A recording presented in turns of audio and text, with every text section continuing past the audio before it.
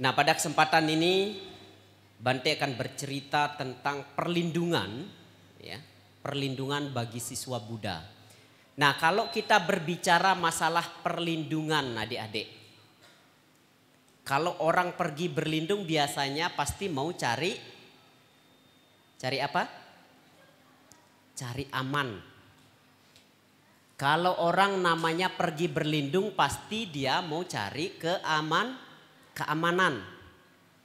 Ingin mendapatkan ketenangan.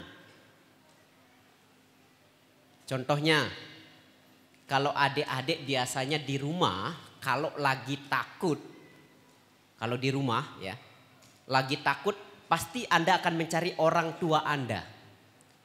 Tujuannya apa Anda mencari orang tua Anda? Supaya terhindar dari rasa takut. Pasti pergi berlindung mencari orang tuanya. Supaya mendapatkan rasa aman. Kalau di sekolah, ketika Anda diganggu oleh teman-teman Anda, kalau Anda diganggu teman-teman Anda, pasti kadang Anda akan pergi mencari atau melapor ke ibu bapak guru Anda. Tujuannya apa Anda datang ke ibu guru, bapak guru Anda? Supaya tidak diganggu oleh kawannya.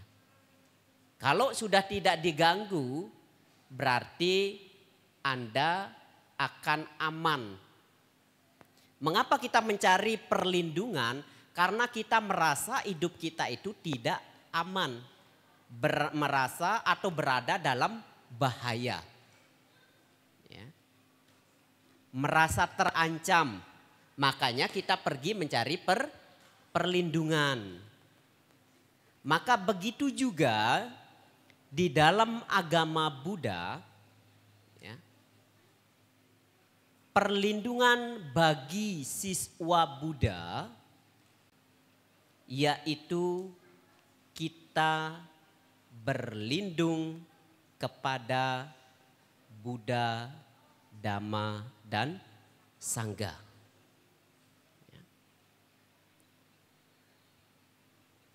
Kita akan pergi berlindung kepada Buddha, Dhamma, dan Sangha. Di mana dikatakan adik-adik semua,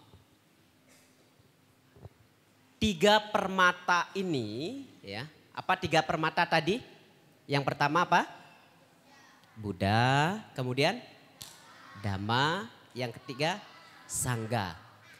3 permata inilah kalau di dalam agama Buddha adik-adik ya, dijadikan sebagai tuntunan, dijadikan sebagai pedoman, yaitu tempat para siswa Buddha atau umat Buddha untuk mendapatkan perlindungan yang aman, nyaman, dan damai. Adik-adik di sini disebut siswa Buddha apa bukan? Disebut siswa Buddha enggak? Siswa Buddha. Ya. Contohnya hari ini Anda juga melakukan puja bakti dengan tradisi Tantrayana yang merupakan ajaran Buddha, maka Anda yang duduk semua di sini adalah siswa Buddha. Di mana orang yang pergi mencari perlindungan adik-adik, umumnya mereka ingin mendapatkan rasa aman. Dan ini merupakan keinginan dari semua manusia. Adik-adik ingin hidup bahagia enggak? Ingin hidup menderita apa bahagia? Ingin hidup bahagia ya. Sekarang adik-adik duduk di sini merasa bahagia apa menderita? Yang benar bahagia. Wah, menderita saya Bante, kelamaan duduknya. Apalagi nanti kalau Bante ceramahnya lama, makin menderita saya Bante. Apalagi tadi sembahyangnya Tantrayana saya nggak mengerti, menderita saya Bante.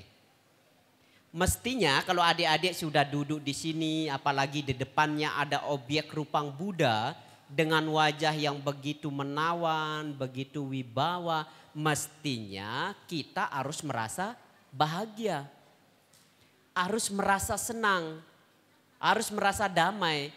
Karena yang pertama menyatakan berlindung sebagai siswa Buddha itu yaitu kita berlindung kepada Buddha.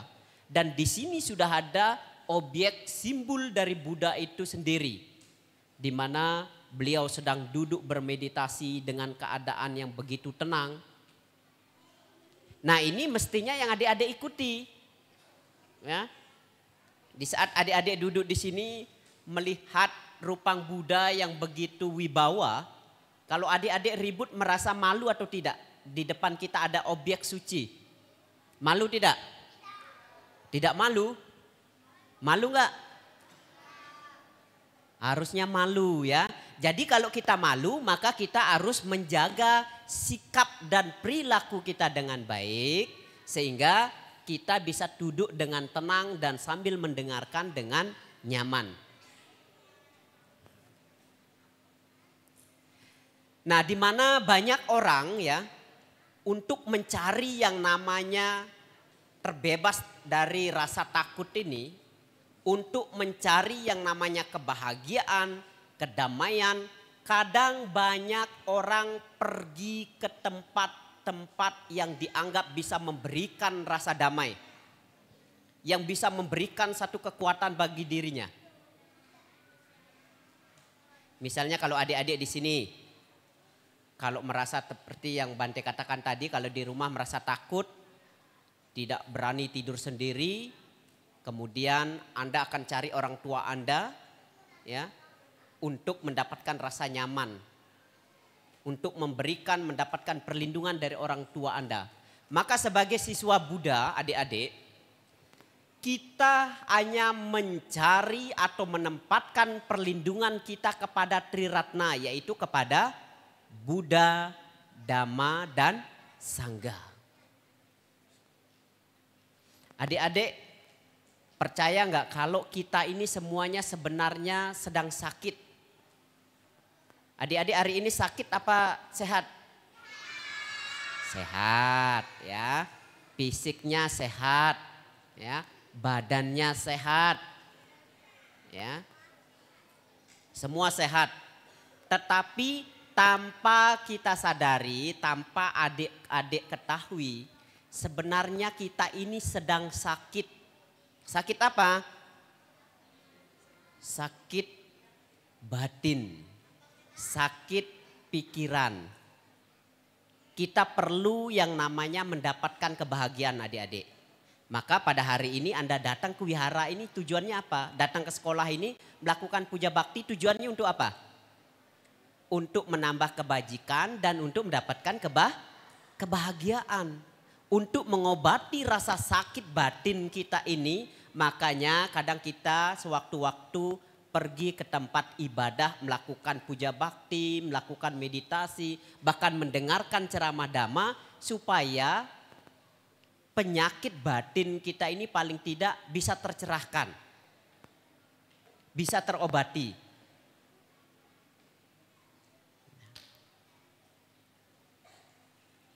Maka sebagai siswa Buddha, kita memiliki, adik-adik memiliki keyakinan yang kuat dan yang pasti harus berlindung kepada Buddha, Dhamma, dan Sangha.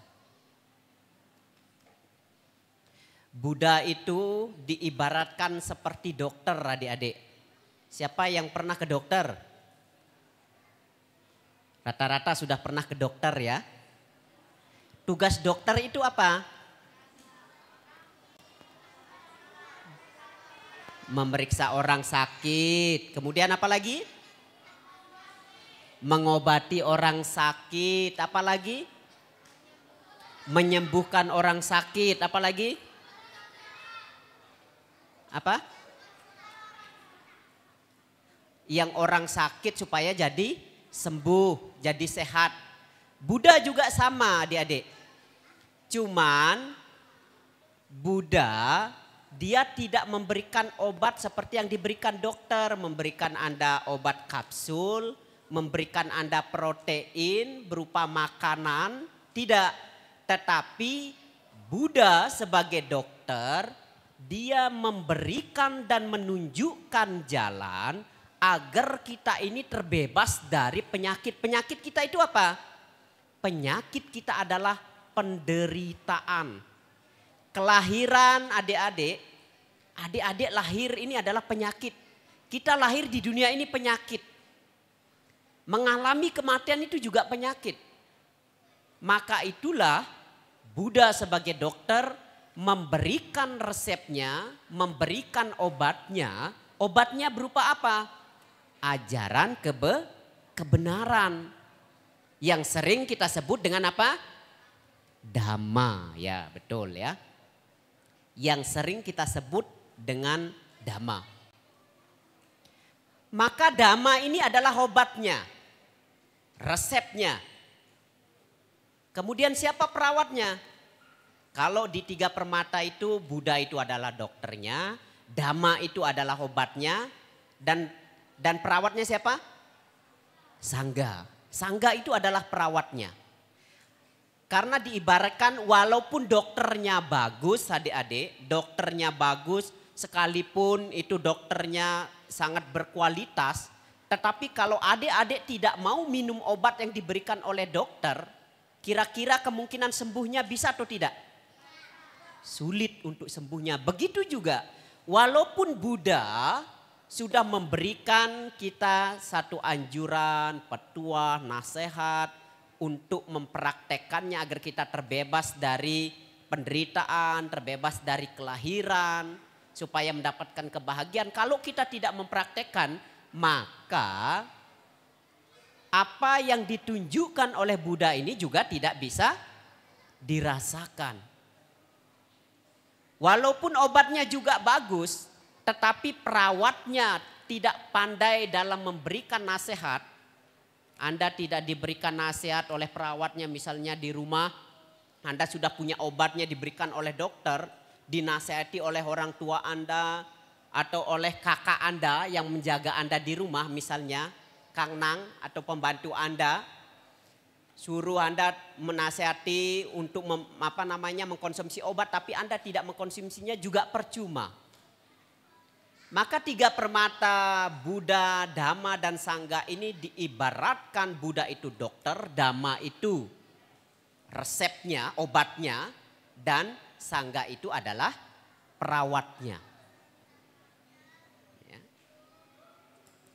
Jadi kalau adik-adik menyatakan berlindung atau pergi berlindung, kalau adik-adik sedang takut kalau di rumah yaitu kepada orang tua Anda, kalau Anda sedang sakit pergi ke dokter, tapi kalau di dalam agama Buddha Anda sebagai siswa Buddha maka Anda pergi berlindung kepada siapa?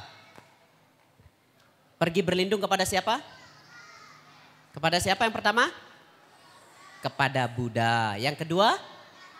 Pada Dhamma, kepada ajarannya. Dan yang ketiga? Pada Sangga. Dan ini adik-adik perlu ingat, kalau adik-adik sedang takut, maka ingatlah Buddha. Bagaimana cara mengingatnya? Adik-adik di sini semua pernah udah lihat rupang Buddha di depan? Sekarang lihat ya. Maka ketika Anda takut, bayangkan bahwa Buddha ada di depan Anda. Kira-kira kalau Anda melihat rupang Buddha di sini, di depan ini, merasa senang atau tidak? Merasa bahagia atau tidak? Ada ketakutan atau tidak? Tidak ada ketakutan. Anda merasa tenang, merasa bahagia. Maka di saat Anda takut, ingatlah wajah Buddha ya. Atau misalnya kalau Anda takut ingat sama Bante, ya ingat wajah Bante loh. Ya. Kalau Anda senang sama bapak Anda, ibu Anda, kalau sedang takut, bayangin wajah bapak ibu Anda biar Anda tidak timbul ketakutan. Ini ada anak SMP enggak ini? Ada SMA juga ya? SMP apa SMA? Oh, semuanya ada ya. Nah, kalau adik-adik ya, adik-adik yang TK ya, atau yang SD, kalau Anda sedang takut, ingat bapak ibu gurunya, biar nggak takut. Tapi ingat ibu bapak gurunya yang penuh welas asih. Kalau nanti Anda ingat ibu bapak gurunya yang suka ngomelin Anda pasti nambah takut lagi. Ya. Jadi kalau Anda takut, kalau di dalam ajaran Buddha kita harus ingat apa? Buddha. Kalau misalnya Anda tidak ingat Buddha, maka yang harus diingat apa? Apa? Dhamma. Ingat sama ajarannya. Ingat sama nasihat-nasihat petuah atau nasihat-nasihat baik yang pernah Anda dengar. Baik itu dari ibu guru Anda, bapak guru Anda, atau nasihat-nasihat baik dari orang tua Anda. Itu juga boleh. Dan jika Anda tidak ingat dengan Dhamma, maka ingatlah pada siapa yang ketiga? Kepada Sangga, perkumpulan para biku, terutama para Arya Sangga. Ya. Maka kalau Anda ingat 3 permata ini, Buddha, Dhamma, dan Sangga, Anda akan terbebas dari rasa takut. Ya. Anda akan terbebas dari rasa takut.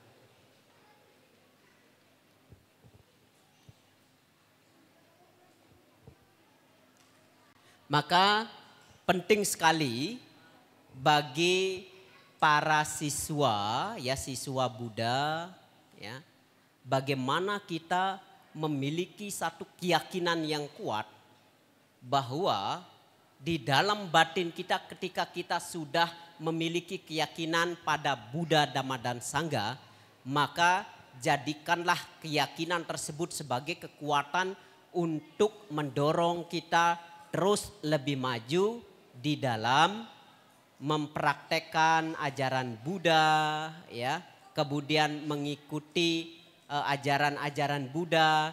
Sebagai contoh pada saat sekarang ini di mana kalau sekolah Bodhidharma setiap hari Sabtu itu ada kegiatan puja bakti, ini juga boleh Anda lakukan. Anda boleh datang ke sekolah Bodhidharma untuk melakukan puja bakti sesuai jadwal yang ditentukan. Ini merupakan salah satu cara kita sebagai siswa Buddha untuk mengingat ajaran Buddha serta juga bisa untuk mengambil perlindungan kepada Buddha, Dhamma, dan Sangga.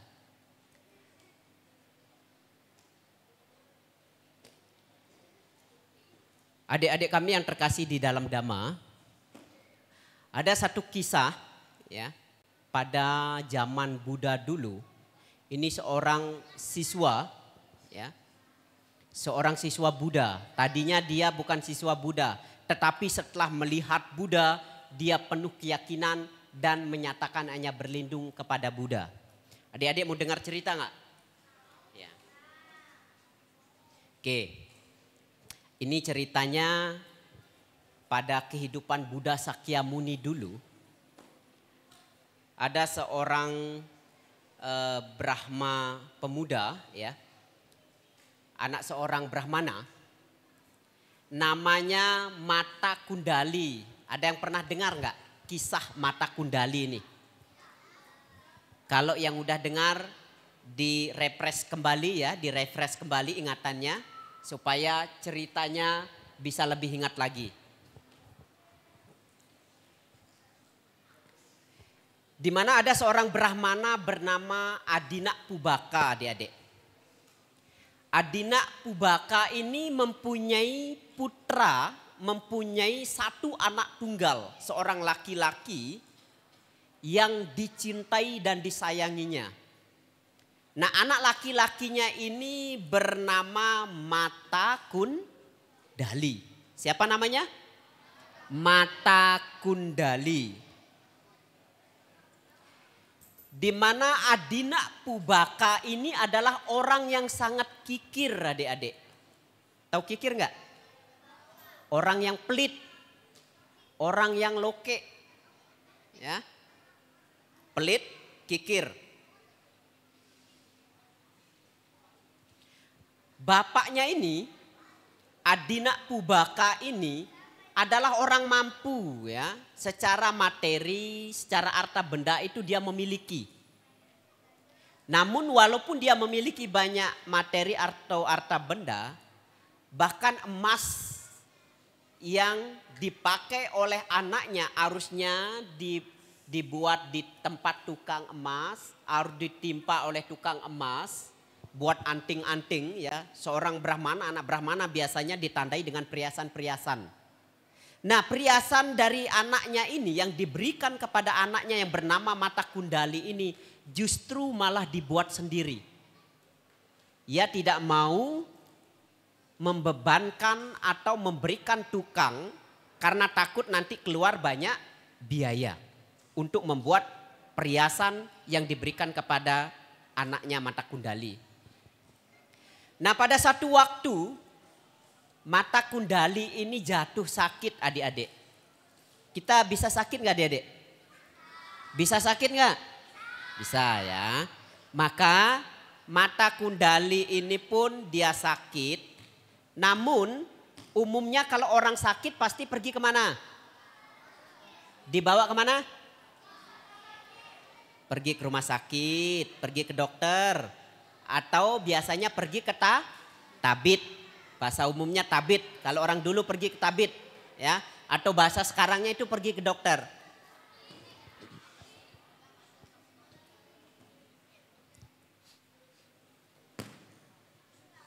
Waktu Mata Kundali ini sakit, adik-adik, orang tuanya bernama Adina Pubaka ini tidak mau mengundang tabib, tidak mau mengundang dokter atau tidak mau membawa anaknya ke rumah sakit atau ke dokter. Bahkan ketika dia tahu anaknya ini akan segera meninggal, dia membawa anaknya keluar rumah dibaringkan di beranda. Misalnya nih, ini adalah rumahnya, ya adik-adik. Kemudian anaknya ini dia taruh di teras depan sana. Anaknya yang sakit yang sudah mau meninggal ini diletakkan di teras depan sana.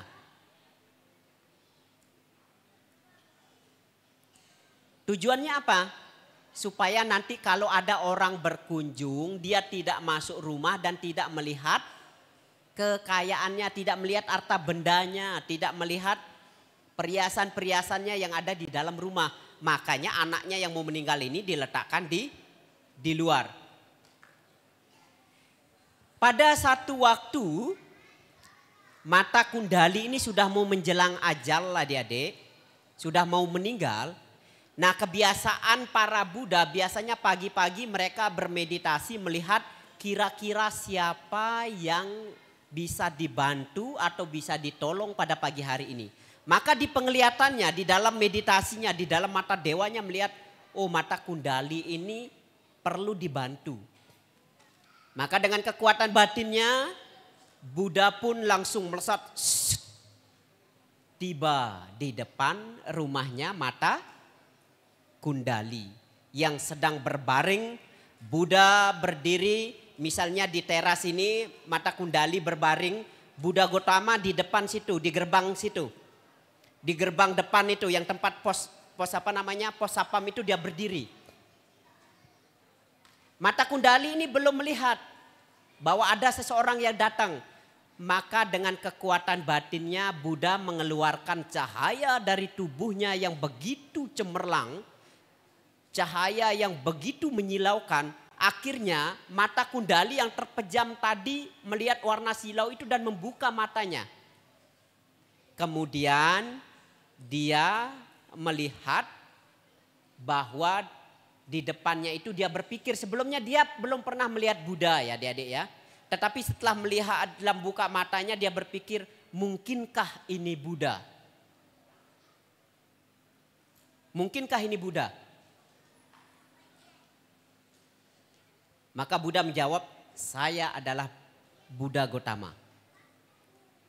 Maka Mata Kundali yang tadinya sudah mau meninggal ini ya, dia merasa senang, merasa gembira dan penuh keyakinan di dalam dirinya. Kemudian dia menyatakan dia berlindung kepada Buddha. Kemudian setelah Buddha pergi, Mata Kundali akhirnya meninggal, adik-adik. Tetapi karena Mata Kundali ini menyatakan berlindung penuh keyakinan kepada Buddha, ia pun meninggal dan terlahir di alam surga. Kalau bahasa umumnya alam surga. Kalau bahasa kita itu terlahir sebagai dewa. Nah, dari cerita ini adik-adik, maka penting sekali kita sebagai siswa Buddha itu memiliki perlindungan dengan penuh keyakinan kepada 3 permata tadi. Yaitu kita harus berlindung kepada siapa? Buddha, Dhamma dan Sangha. Maka dari sejak hari ini atau sebelumnya, ketika Anda sudah mengenal Buddha, Dhamma dan Sangha, ketika Anda sudah mendengarkan tentang Buddha, Dhamma dan Sangha, maka munculkanlah keyakinan yang kuat di dalam diri Anda bahwa saya sebagai siswa Buddha hanya menyatakan berlindung kepada Buddha, Dhamma dan Sangha. Karena hanya berlindung kepada Buddha, Dhamma dan Sangha inilah yang akan memberikan perlindungan yang nyaman dan aman. Yang akan membebaskan seseorang dari penderitaan, yang akan membebaskan orang dari ketakutan, yang akan membebaskan orang dari keraguan, dan hingga pada akhirnya bisa mendapatkan kebahagiaan. Dan lebih tinggi lagi, mereka yang berlindung kepada Buddha, Dhamma dan Sangha bisa mengantarkan kepada pembebasan, yaitu mencapai kebahagiaan tertinggi yang disebut dengan nibbana. Jadi demikianlah kita berbagi atau belajar Dhamma bersama tentang perlindungan bagi siswa Buddha. Sekali lagi Bante tekankan kepada adik-adik, kita sebagai siswa Buddha hanya berlindung kepada Buddha, Dhamma dan Sangha.